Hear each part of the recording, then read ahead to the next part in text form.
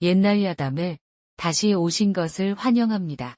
옛 이야기를 사랑하시는 여러분 안녕하세요. 오늘은 한국 조선시대로 떠나 아주 흥미진진한 이야기 하나를 함께 나눠볼까 합니다. 지혜롭고 결단력 있는 한 부인이 오직 뛰어난 머리와 담대한 편지 한 통으로 몰락 직전의 가문을 어떻게 일으켜 세웠는지 궁금하지 않으신가요?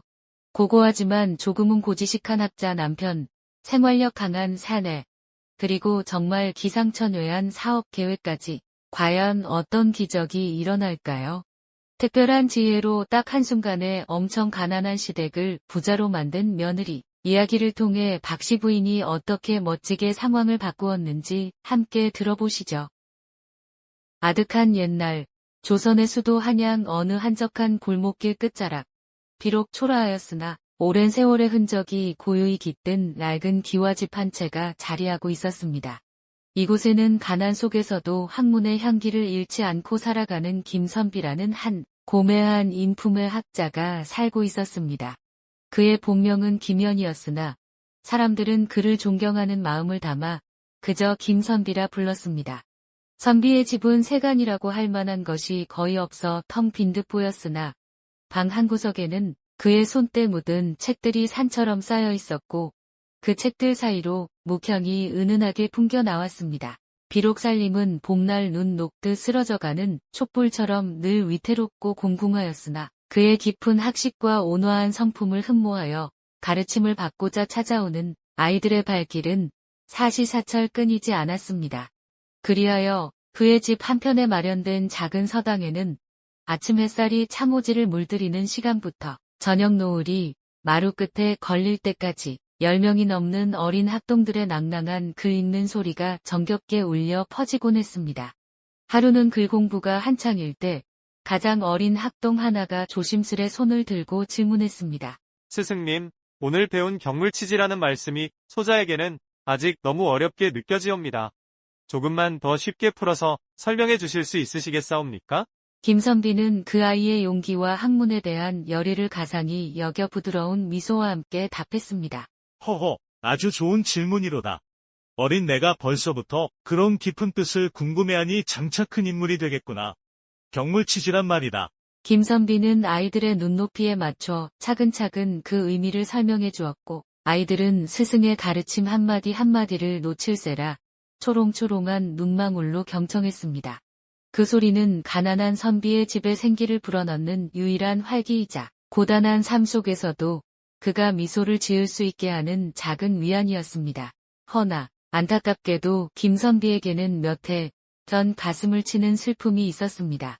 젊은 시절부터 반평생을 함께하며 정을 나누었던 봉부인과 잔병치레 끝에 끝내 사별하는 아픔을 겪었던 것입니다.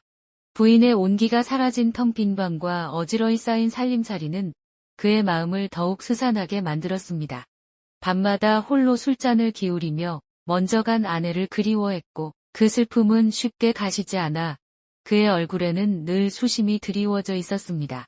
그처럼 홀로 든 김선비의 모습이 주위 사람들의 눈에는 몹시 안쓰러워 보였던 모양입니다. 어느 날 이웃에 사는 왕매파 할멈이 걱정스러운 얼굴로 김선비의 집을 찾아왔습니다. 아이고, 선비님 제가 오늘 아침에 장에 갔다가 선비님께 드릴 따끈한 두부라도 한 모 사왔습니다. 그나저나 언제까지 이렇게 홀로 쓸쓸히 지내실 작정이십니까? 집안 꼴이 말이 아니고 선비님 얼굴도 말이 아닙니다. 그려. 이 사람아, 뭘 또 이런 것까지? 마음만으로도 감사하네. 내 신세야 뭐 팔자르니 하고 사는 것이지. 팔자라니요. 당치도 않으십니다. 선비님같이 훌륭하신 분이 기력을 되찾으셔야 아이들 교육도 제대로 시키시지요. 제가 좋은 교수감이 하나 있어 말씀드리려 합니다. 박씨 가문의 처자인데 비록 양반댁은 아니오나 그 총명함과 생활력이 보통이 아니라고 소문이 자자합니다. 선비님 댁 살림을 능히 다시 일으켜 세울 만한 여인네입니다. 한번 만나보시지요. 나같이 가난하고 나이든 호라비에게 누가 시집오려 하겠는가? 괜한 말씀 마시게. 에이, 그런 말씀 마십시오. 박씨 처자라면 선비님의 학식과 인품을 알아볼 것입니다. 믿져야 본전 아니겠습니까? 제가 다리 한번 놓아보겠습니다. 왕매파 할멈의 간곡한 권유와 주위 사람들의 성화에 김선비는 마지못해 고개를 끄덕였고 얼마 지나지 않아 박씨 성을 가진 부인을 새 아내로 맞이하게 되었습니다. 선비의 나이 40을 훌쩍 넘긴 늦은 재혼이었습니다. 새로이 김선비의 아내가 된 박씨 부인은 과연 왕매파의 말처럼 비록 양반가의 교수는 아니었으나 그 총명함과 생활력만큼은 익히 알려진 여인이었습니다. 그녀는 평범한 중인 집안 출신이었지만 어려서부터 눈치가 남달리 빠르고 매사에 야무졌으며 특히 수계산과 살림살이를 꾸려나가는 데 있어서는 타의 추종을 불허할 만큼 뛰어난 수완을 지녔다고 했습니다. 시집 오기 전부터 이미 그녀의 지혜로움과 강한 생활력은 주변에 자자하게 정평이 나 있었지요. 그녀의 얼굴에는 늘 잔잔한 미소가 감돌았지만 그 미소 뒤에는 세상을 꿰뚫어 보는 듯한 예리한 통찰력과 어떤 어려움에도 굴하지 않을 듯한 단단한 의지가 숨겨져 있었습니다. 김선비에게 시집와 조촐한 혼례를 치르고 살림을 시작한 지 불과 사나흘도 지나지 않아서였습니다. 총명하고 눈썰미 좋은 박씨 부인은 이 집안의 형편이 자신이 막연히 짐작했던 것보다 훨씬 더 심각하게 어렵다는 것을 금세 알아차렸습니다. 남편 김선비는 비록 청렴한 선비로서 주위의 존경을 한 몸에 받는 높은 명망을 지니고 있었지만 정작 집안의 현실은 뜬구름 잡는 이야기와는 거리가 멀었습니다. 당장 오늘 저녁 끓일 한 줌의 쌀조차 걱정해야 할 만큼 부엌의 곳간은 텅텅 비어 있었고 방안을 둘러보아도 이불이며 그릇이며 성한 살림살이라고는 찾아보기 힘들었습니다. 서당에서 울려 퍼지는 아이들의 낭낭한 글 읽는 소리만으로는 텅 빈 배를 채울 수 없다는 냉엄한 현실을 그녀는 누구보다 빨리 깨달았습니다. 창호지 너머로 들려오는 남편의 점잖은 훈계소리와 아이들의 글 외는 소리가 그날따라 유난히 공허하게 느껴졌습니다. 아, 이래서는 정녕 아니 될 일이다. 아무리 학문이 귀하고 선비의 채통이 중요하다지만 사람이라면 마땅히 사람답게 먹고 입고 살아갈 방도는 스스로 마련해야 하지 않겠는가. 굶주림 속에서는 그 어떤 고고한 정신도 꼭 피울 수 없는 법이지. 박씨 부인은 밤늦도록 잠 못 이루고 뒤척이며 조용히 그러나 치열하게 앞으로의 살 길을 고민하기 시작했습니다. 그녀는 시집 오기 전 어머니로부터 남편 김선비에게 아주 먼 친척뻘되지만 대단한 부를 이룬 외삼촌이 한 분 계시다는 이야기를 얼핏 들었던 것을 기억해냈습니다.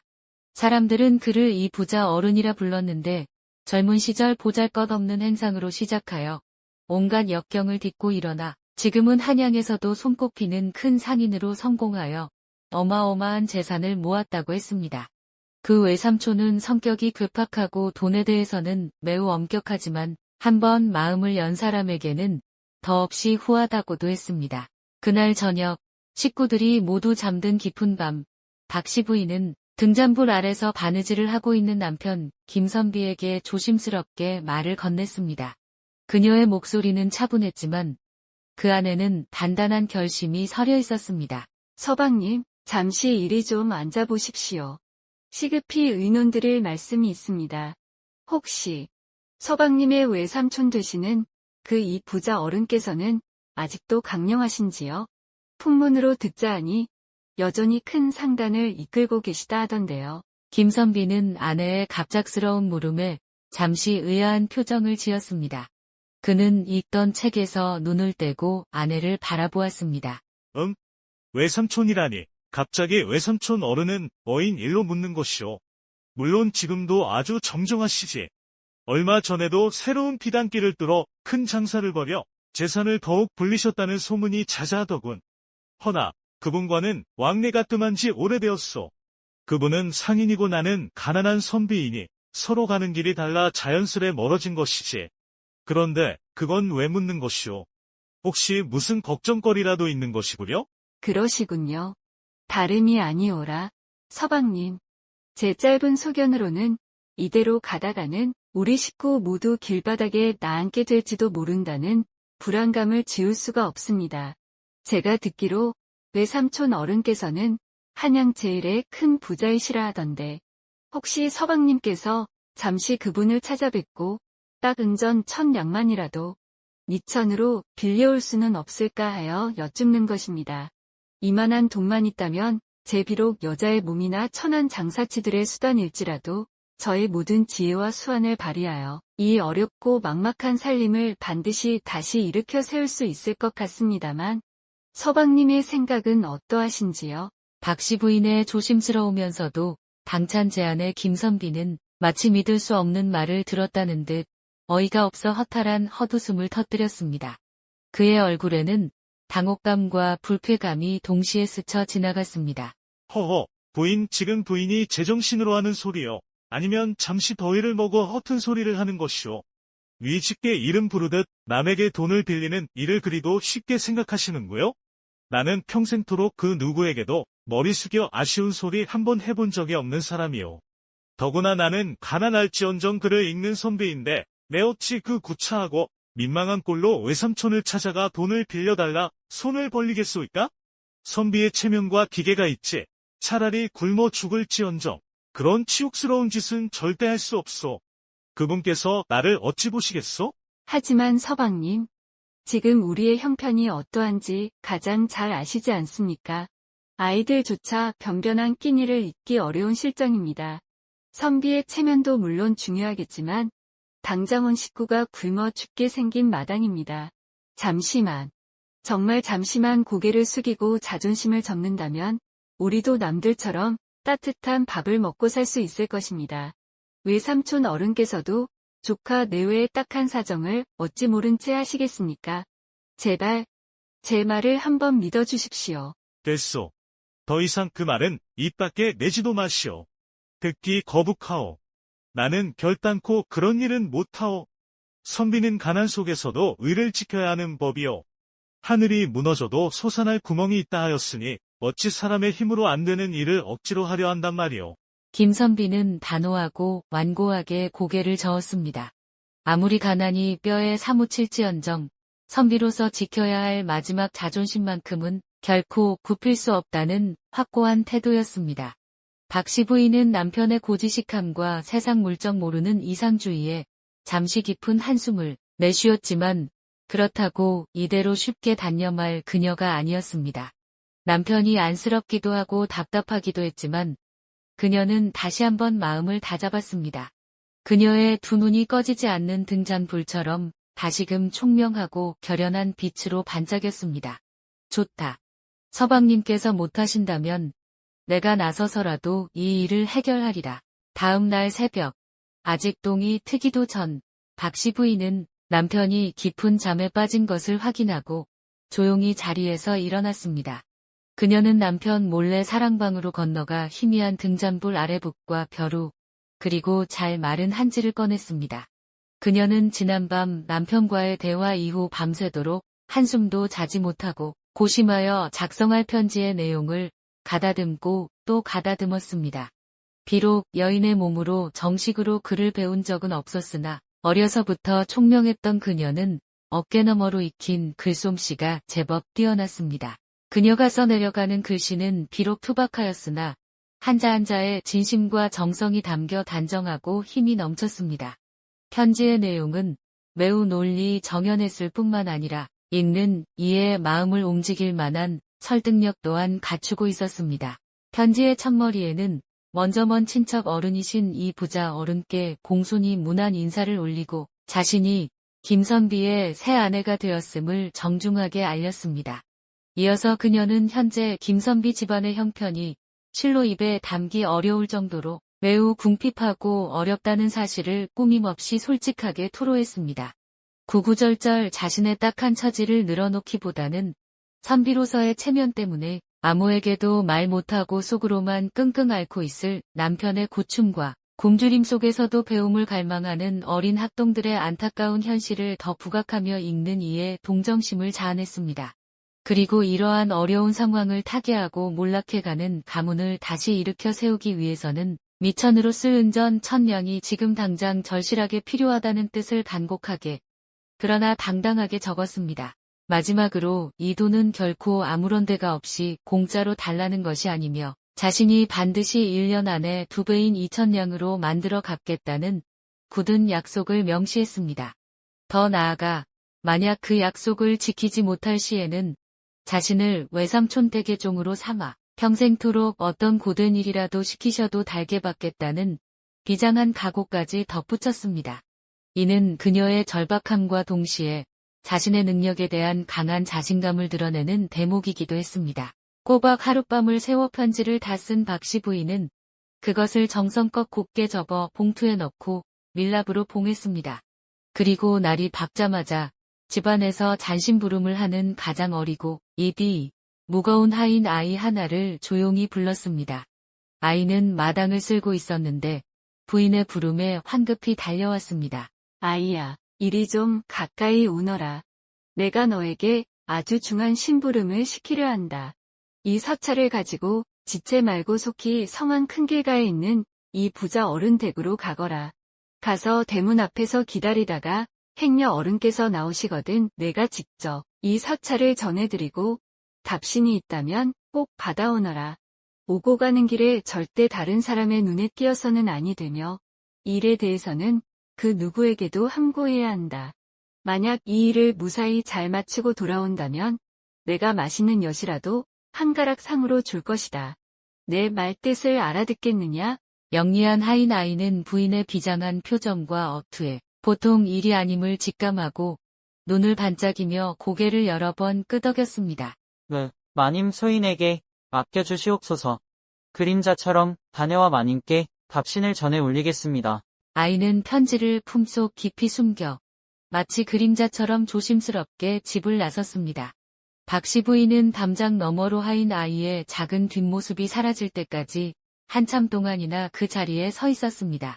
그녀는 두 손을 모으고 부디 자신의 진심과 간절함이 냉정하다는 외삼촌 어른께 온전히 전달되어 이 절망적인 상황을 벗어날 수 있는 좋은 결과가 있기를 속으로 간절히 빌고 또 빌었습니다.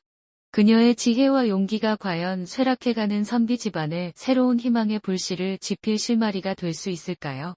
새벽 안개가 자욱한 한양의 아침, 박씨 부인의 마음은 기대와 불안으로 세차게 요동치고 있었습니다. 박씨 부인이 보낸 어린 하인은 며칠을 걸어 마침내 한양에서도 가장 번화한 큰 길가에 자리한 거대한 기와집 앞에 멈춰 섰습니다. 높다란 소슬대문과 끝없이 이어진 듯한 담장, 그리고 그 너머로 보이는 겹겹의 지붕들은 이 집의 주인이 얼마나 큰 부자인지를 짐작하게 했습니다.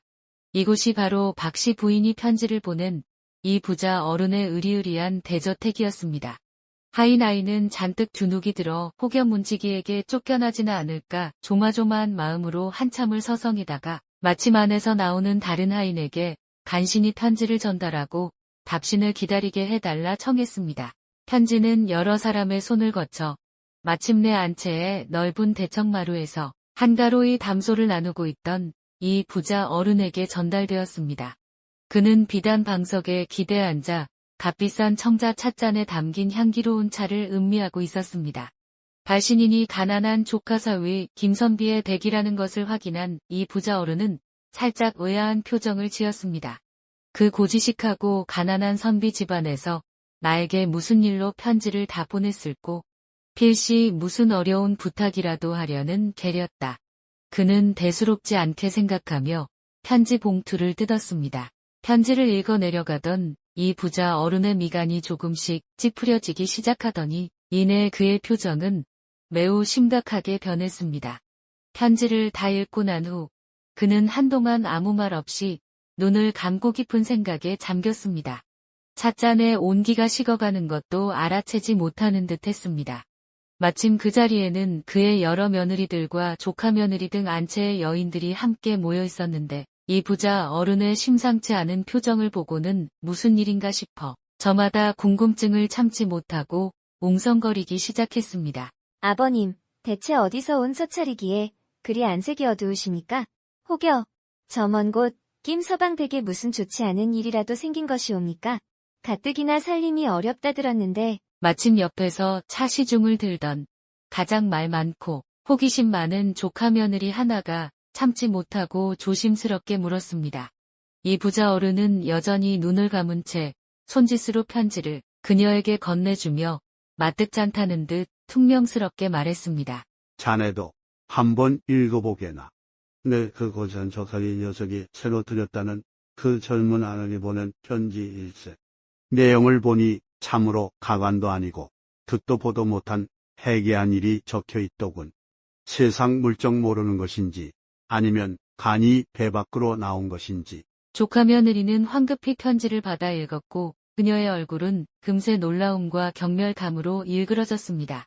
그녀는 마치 더러운 것이라도 본 듯 편지를 옆으로 밀쳐놓으며 소리 높여 외쳤습니다. 아이고, 세상에 맙소사, 시집 온 지 며칠이나 되었다고 감히 시댁에 먼 친척 어른께, 그것도 한양 제1의 부자이신 외삼촌 어른께 은전천냥이라는 어마어마한 돈을 빌려달라는 서찰을 보내다니요.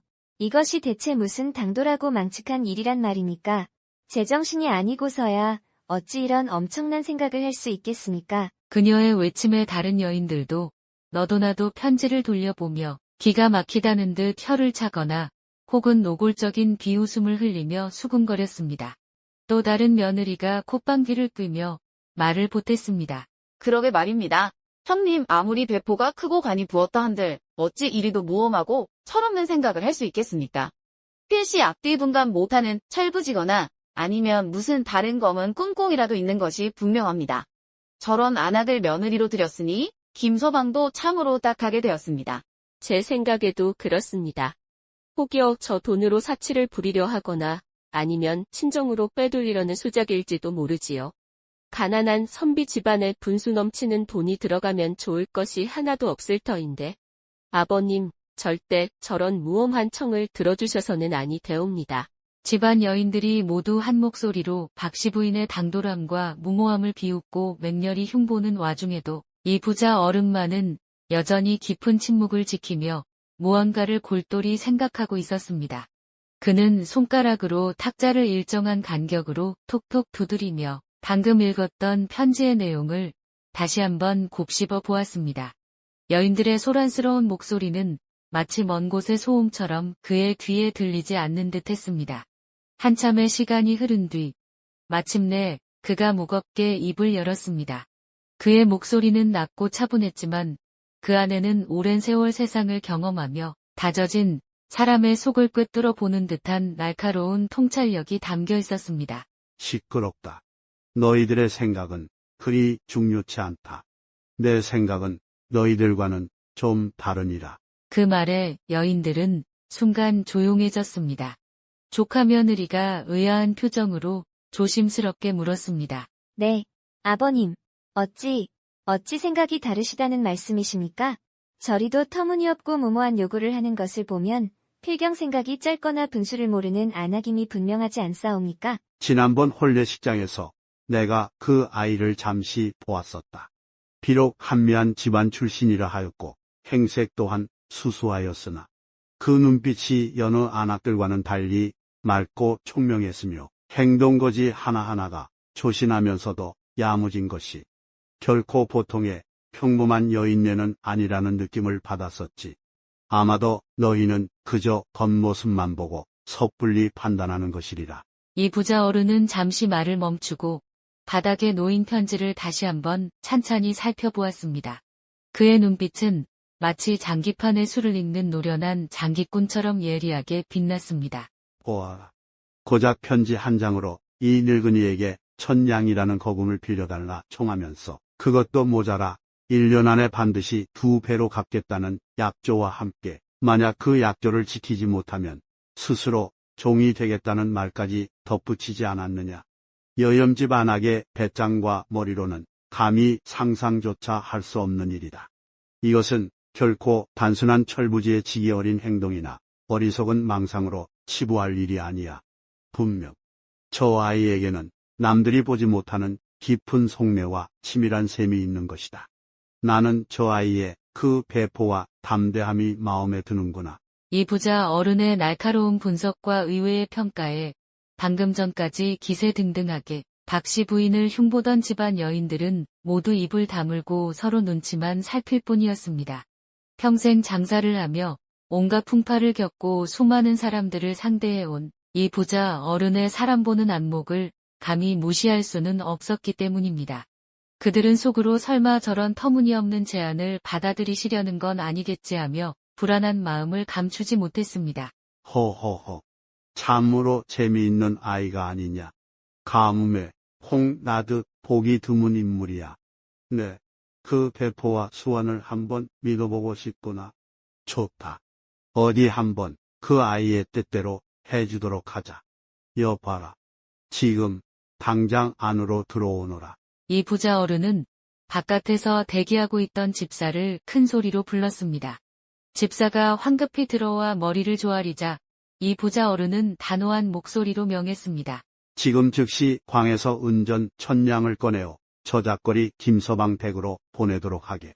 그리고 이나의 답서도 함께 전하며 내 그 아이의 용기를 실로 높이 평가하니 부디 그 돈으로 쓰러져가는 가문을 다시 일으켜 세우고 나와 한 약조 또한 반드시 지키라고 똑똑히 일러주게. 만약 허튼 수작을 부린다면 내 결코 용서치 않을 것이라고도 덧붙이도록 하고. 이 부자 어른은 뜻밖에도 아주 흔쾌히 그리고 조금의 망설임도 없이 돈을 보내주기로 결정했습니다.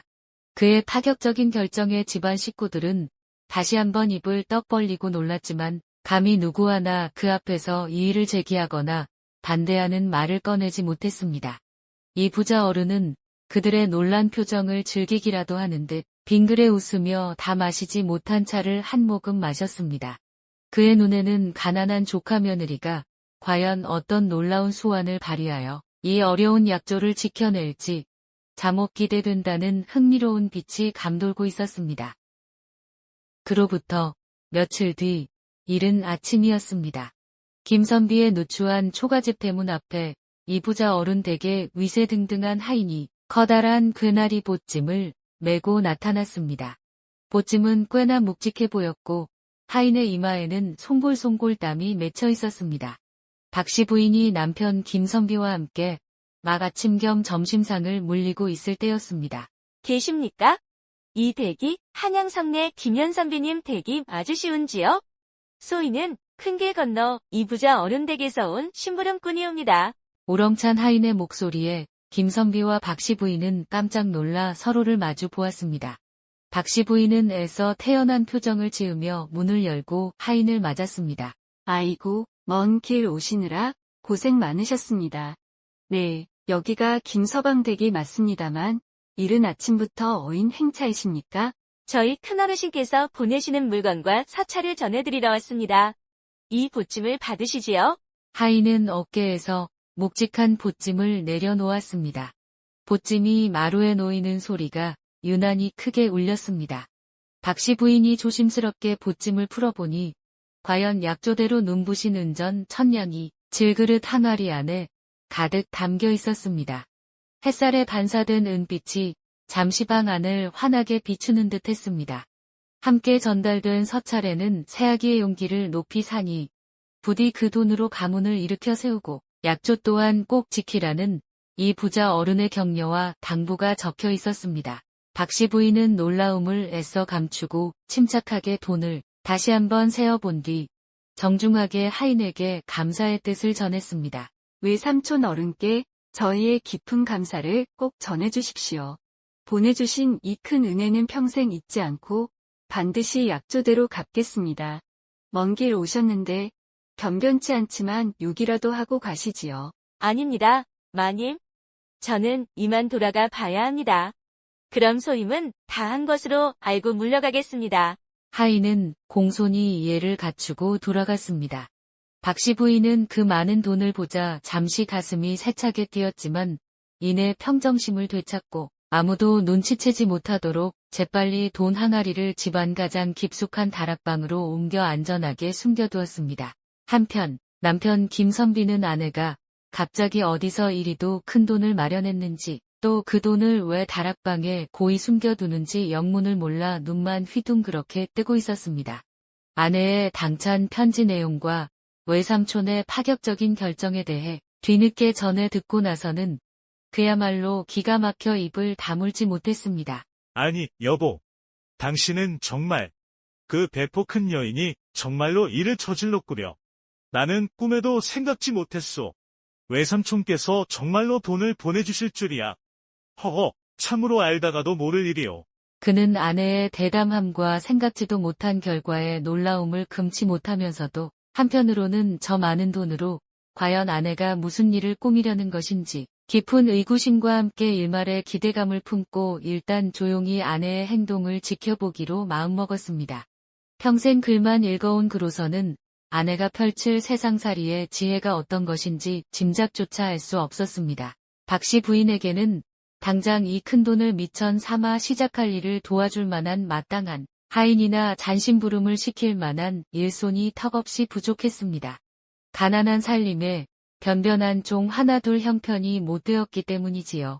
하지만 총명한 박씨 부인은 결코 낙담하거나 좌절하지 않았습니다. 그녀의 번뜩이는 지혜는 이내 아주 기발하고도 효과적인 방법을 찾아냈습니다. 그것은 바로 남편의 작은 서당에 다니며 글 공부를 하는 동네의 어린 학동들이었습니다.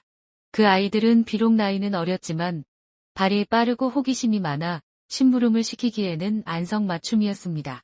바로 그 다음 날부터 박씨 부인은 아이들의 글 공부가 끝나는 시간에 맞추어 자신의 숨겨둔 솜씨를 발휘하여 정성껏 만든 맛있는 떡과 달콤한 과자를 준비하기 시작했습니다. 아이들이 공부를 마치고 시끌벅적하게 서당 문을 나설 때면 그녀는 언제나 인자하고 따뜻한 미소를 지으며 아이들을 마당으로 불러 모았습니다.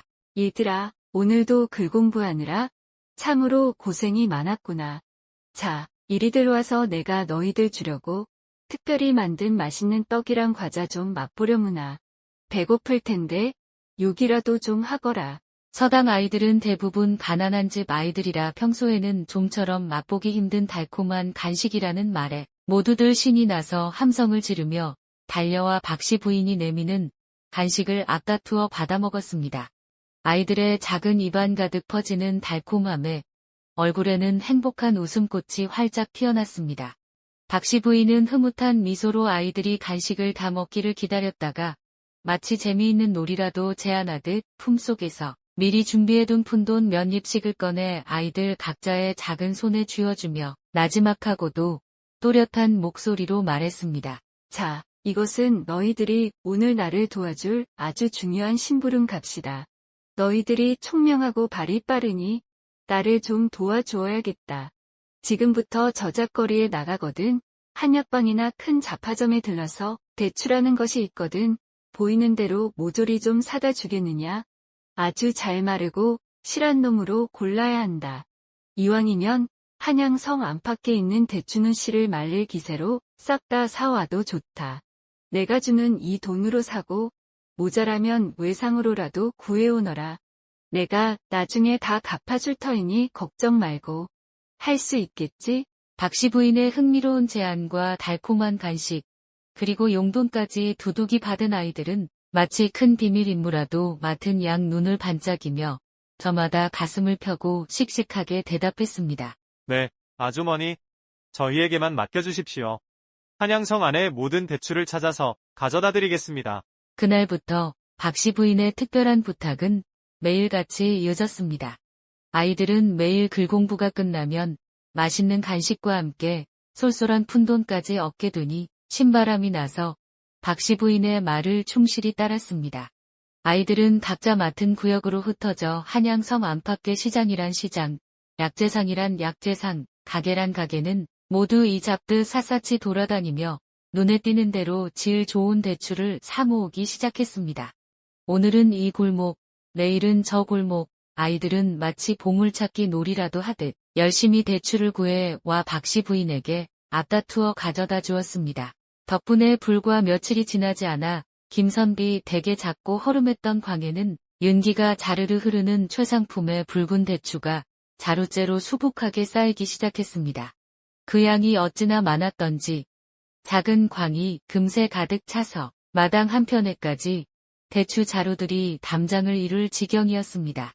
김선비는 매일같이 황당할 정도로 늘어나는 대추 더미를 보며 도대체 아내가 무슨 생각으로 저러는지 의아하여 고개를 갸웃거렸지만 아내의 당찬 모습을 믿고 이번에도 그저 조용히 모든 것을 지켜볼 뿐이었습니다. 박씨 부인의 얼굴에는 알 수 없는 미묘한 미소와 함께 무언가를 차근차근 빈틈없이 준비하는 듯한 야무지고도 결연한 빛이 항상 감돌고 있었습니다. 그녀는 매일 밤 남편과 아이들이 잠든 후에도 홀로 등잔불 아래서 무언가를 열심히 적고 계산하며 깊은 생각에 잠기곤 했습니다.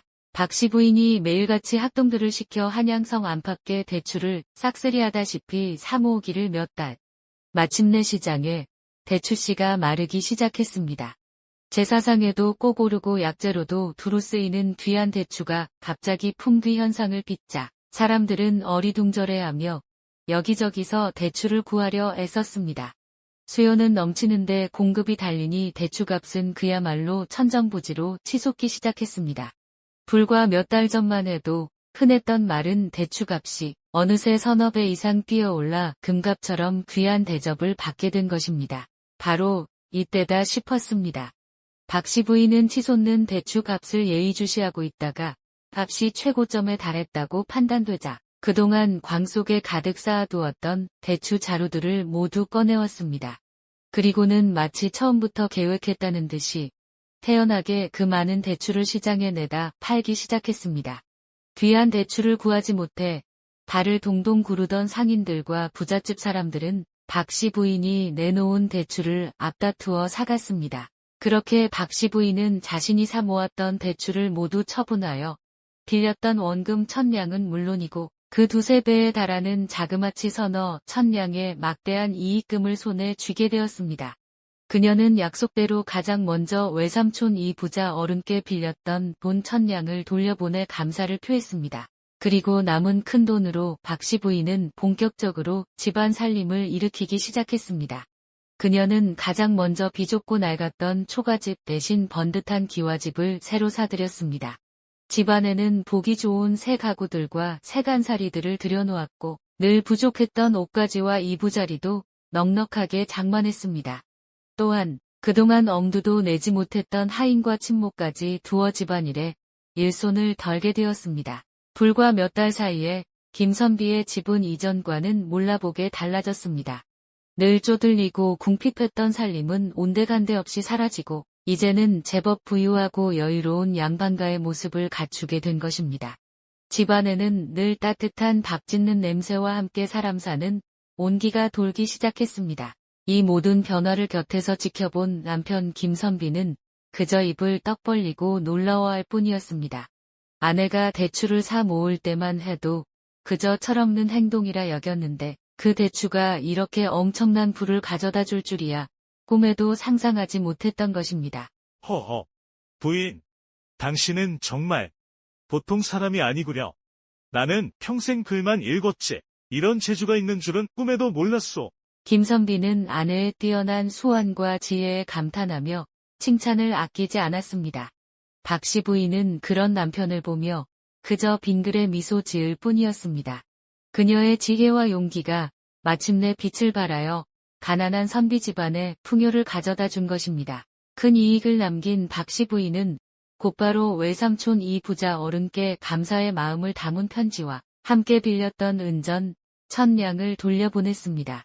약속했던 기한인 1년의 절반도 채 지나지 않은 시점이었습니다. 김선비 댁에서 보낸 돈과 편지가 도착하자 이 부자 어른 댁은 다시 한번 발칵 뒤집혔습니다. 불과 몇 달 전에 박씨 부인의 당돌함을 비웃고 흉보았던 며느리들과 조카 며느리들은 모두 놀라 입을 다물지 못했습니다. 그들은 박씨 부인이 정말로 약속을 지켰다는 사실, 그것도 기한보다 훨씬 빨리 돈을 갚았다는 사실에 감탄하며 저마다 그녀를 칭찬하기 시작했습니다. 세상에, 그 새댁이 정말 보통 내기가 아니었구먼. 그 짧은 시간에 1000냥을 벌어 갚다니 정말 대단한 수완이야. 현명하고 지혜로운 아내를 얻었으니 김서방도 이제 걱정 없겠네. 집안 곳곳에서 박씨 부인을 칭찬하는 소리가 끊이지 않았습니다. 이 부자 어른 역시 자신의 안목이 틀리지 않았음에 크게 기뻐하며 이 조카 며느리를 참으로 귀하고 대단하게 여겼습니다. 그는 며칠 뒤 직접 김선비 내외가 새로 장만한 집을 찾아갔습니다. 몰라보게 달라진 집의 규모와 정갈한 살림살이를 둘러본 이 부자 어른은 박씨 부인의 지혜와 수완에 다시 한번 감탄했습니다. 그는 돌아가기 전에 박씨 부인이 돌려보냈던 은전 1000냥을 다시 내밀며 말했습니다. 호호, 새아가. 내 수완과 배포가 실로 놀랐구나. 이 일근이가 사람 하나는 제대로 본 것 같아 기분이 좋다. 자, 여기 내가 갚은 돈 1000냥을 다시 돌려주마. 이것은 애초에 미천이 아니었더냐. 이것을 다시 자본 삼아 더 큰 장사를 해보거라. 내 능력이라면 능히 더 큰 부를 이룰 수 있을 것이다. 이 부자 어른의 격려와 호의에 박씨 부인은 깊이 고개를 숙여 감사함을 표했지만 돈은 정중히 사양했습니다. 외삼촌 어른의 크신 은혜와 격려는 이것으로도 차고 넘칩니다. 어찌 이 돈까지 다시 받을 수 있겠습니까? 사람은 한 세상을 살아가면서 그저 올곧은 마음으로 바르게 살아가며 이웃과 친지들에게 좋은 사람이라 칭찬받으면 그것으로 족한 것이라 생각합니다. 재물이 너무 많아 무엇하겠습니까? 지나친 분은 오히려 남의 시샘을 사기 쉬우니 제가 바라는 바가 아닙니다. 이 돈은 외삼촌께서 더 좋은 곳에 써주십시오. 박씨 부인의 겸손하고도 현명한 대답에 이 부자 어른은 다시 한번 감탄하며 고개를 끄덕였습니다. 그는 더 이상 돈을 권하지 않고 대신 앞으로도 물심양면으로 돕겠다는 약속을 하고 돌아갔습니다. 그 후로 김선비와 박씨 부인은 새로 얻은 집에서 서로 아끼고 의지하며 화목하게 살아갔습니다. 박씨 부인은 장사 수완뿐만 아니라 바느질 솜씨와 살림 솜씨 또한 뛰어나 집안을 언제나 풍족하고 정갈하게 꾸려나갔습니다. 두 사람 사이에서는 복스러운 자식들도 여럿 태어나 모두 훌륭하게 성장하여 가문을 빛냈고 그들은 평생 다시는 가난을 걱정하지 않고 행복하게 살았다고 합니다. 이 이야기는 상업이 발달하기 시작했던 조선 후기의 사회상을 반영하고 있습니다. 특히 박씨 부인이라는 여인 인물을 중심으로 적은 자본으로 기회를 포착하여 큰 이익을 창출해내는 상업적 수완과 지혜를 긍정적으로 그려내고 있다는 점이 주목할 만합니다. 또한 단순히 부를 축적하는 것을 넘어 올바른 삶의 자세와 분수에 맞는 행복을 추구하는 박씨 부인의 모습은 오늘날 우리에게도 많은 생각을 하게 합니다. 이것이 바로 이 예시이야기가 가진 특별한 점이라 할 수 있겠습니다. 이 이야기는 때로는 빛나는 아이디어와 행동으로 옮길 용기만 있다면 운명까지도 바꿀 수 있다는 것을 보여줍니다. 그리고 무엇보다 중요한 건 겸손함과 만족할 줄 아는 마음이야말로 오래도록 지속되는 행복의 뿌리라는 것이겠죠. 오늘 이야기 들어주셔서 감사합니다. 재미있으셨다면 좋아요와 구독으로 응원 부탁드릴게요. 다음에도 흥미로운 이야기로 찾아뵙겠습니다. 안녕히 계세요.